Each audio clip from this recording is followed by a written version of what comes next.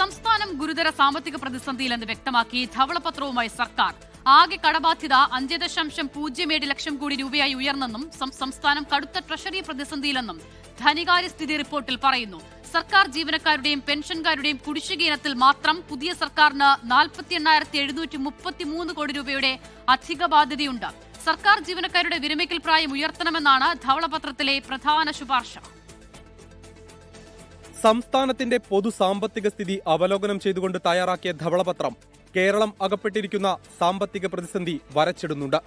സാമ്പത്തിക സ്ഥിതി ആശങ്കാജനകമെന്നാണ് ധവളപത്രം വിശേഷിപ്പിക്കുന്നത്. ഇതിന്റെ കാരണങ്ങൾ ധവളപത്രത്തിൽ എണ്ണി പറയുന്നു. പെരുകുന്ന കടബാധ്യത. റവന്യൂ വരുമാനത്തിന്റെ 77% ശമ്പളവും പെൻഷനും പലിശയുമടക്കമുള്ള സ്ഥിര ബാധ്യതയിലേക്ക് പോകുന്നു. മൂലധന ചെലവ് രാജ്യത്തെ ഏറ്റവും താഴ്ന്ന നിലയിൽ. കിഫ്ബിയുടെയും പൊതുമേഖലാ സ്ഥാപനങ്ങളുടെയും കടബാധ്യത എന്നിവയാണ് ധവളപത്രം ചൂണ്ടിക്കാട്ടുന്ന പ്രതികൂല ഘടകങ്ങൾ.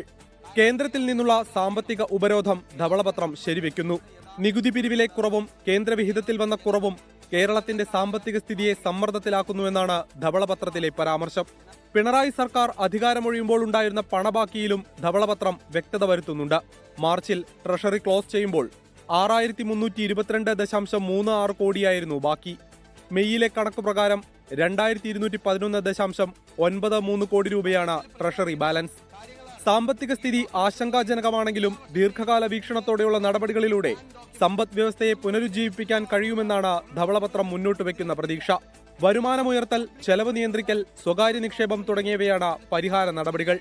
സാമ്പത്തിക സ്ഥിതി മെച്ചപ്പെടുത്താൻ സർക്കാർ ജീവനക്കാരുടെ പെൻഷൻ പ്രായം ഉയർത്തണമെന്ന് ധവളപത്രത്തിൽ ശുപാർശയുണ്ട്. പെൻഷൻ പ്രായം 1 വർഷം കൂട്ടണമെന്നാണ് നിർദ്ദേശം. ഇതുവഴി 6,000 കോടി രൂപയുടെ നേട്ടമുണ്ടാകുമെന്നാണ് കണക്കാക്കൽ. 24 തിരുവനന്തപുരം.